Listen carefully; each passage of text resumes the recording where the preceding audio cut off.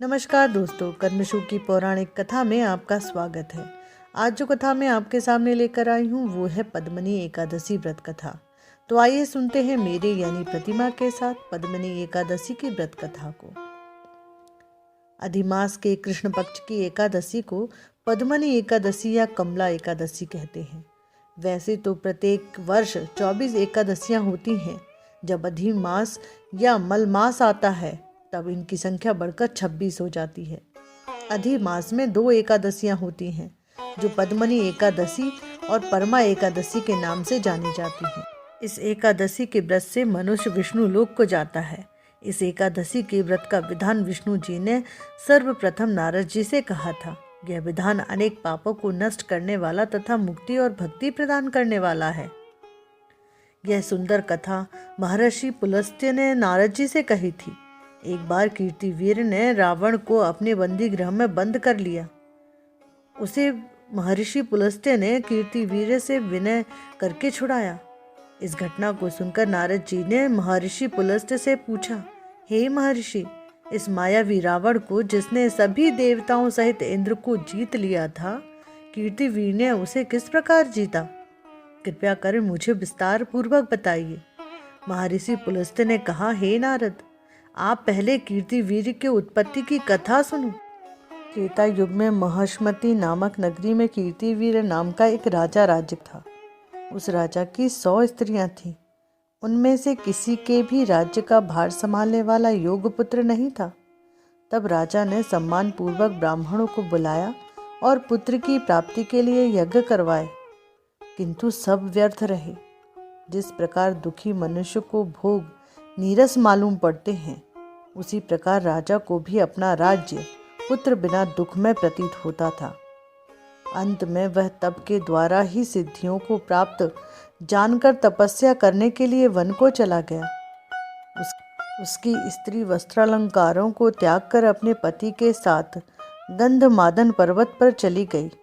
उस स्थान पर इन लोगों ने 10,000 वर्ष तक तप किया, किंतु सिद्धि प्राप्त ना हो सकी। राजा की देह मात्र हड्डियों का ढांचा मात्र रह गई। यह देख प्रमदा ने श्रद्धापूर्वक महासती अनुसुईया से पूछा, मेरे स्वामी को तप करते हुए 10,000 वर्ष व्यतीत हो गए, किंतु अभी तक प्रभु प्रसन्न नहीं हुए हैं, जिससे मुझे पुत्र प्राप्त हो। इसका क्या कारण है? प्रमदा की बात सुनकर देवी अनुसुईया ने कहा, अधिक मास जो कि 36 माह बाद आता है, उसमें 2 एकादशियां होती हैं। इसमें शुक्ल पक्ष की एकादशी का नाम पद्मनी और कृष्ण पक्ष की एकादशी का नाम परमा है। इनके जागरण और व्रत करने से ईश्वर तुम्हें अवश्य ही पुत्र देंगे। तत्पश्चात देवी अनुसुईया ने व्रत का विधान बताया। रानी प्रमदा ने देवी अनुसुईया की बतलाई विधि के अनुसार एकादशी का व्रत और रात्रि में जागरण किया, जिससे भगवान विष्णु उस पर बहुत प्रसन्न हुए और वरदान मांगने को कहा। रानी प्रमदा ने कहा, प्रभु आप यह वरदान मेरे पति को दीजिए। रानी प्रमदा का वचन सुन भगवान विष्णु ने कहा, हे रानी, मलमास बहुत प्रिय है। इसमें भी एकादशी तिथि मुझे सबसे अधिक प्रिय है। इस एकादशी का व्रत तथा रात्रि जागरण तुमने विधि पूर्वक किया है, इसलिए मैं तुम पर अति प्रसन्न हूँ।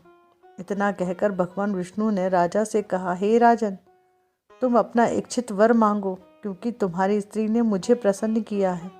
भगवान की अमृत वाणी सुन राजा ने कहा, हे प्रभु, आप मुझे सबसे उत्तम, सबके द्वारा पूजित तथा आपके अतिरिक्त देव, असुर, मनुष्य आदि से अजय पुत्र दीजिए। राजा को इच्छित वर देकर प्रभु अंतर ध्यान हो गए। तदुपरांत दोनों अपने राज्य को वापस आ गए। उन्हीं के यहाँ समय आने पर कीर्तिवीर उत्पन्न हुए थे। यह भगवान श्री हरि के अतिरिक्त सबसे अजय थे। कीर्तिवीर ने रावण को जीत लिया था। यह सब पद्मनी एकादशी के व्रत का प्रभाव था। आशा करते हैं आपने हमारी इस पौराणिक कथा को पसंद किया होगा। आपसे निवेदन है कि हमारी इस कथा को अपने अन्य लोगों के साथ अवश्य साझा करें। धन्यवाद।